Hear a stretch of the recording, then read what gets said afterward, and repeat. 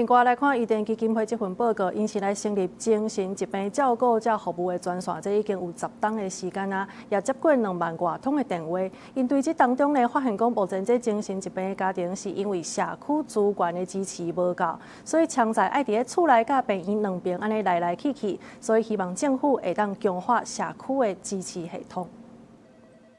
喂，精神疾病照顾者专线，你好。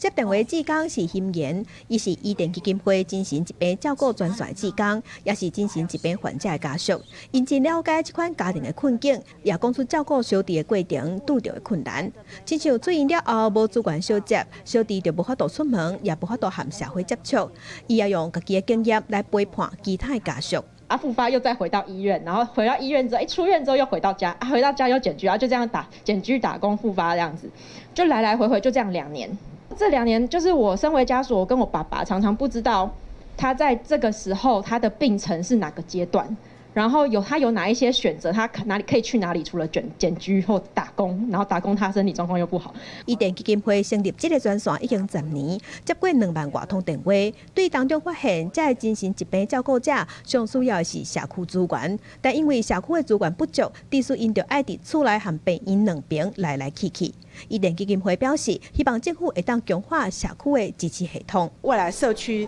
的支持的服务，就是能够越来越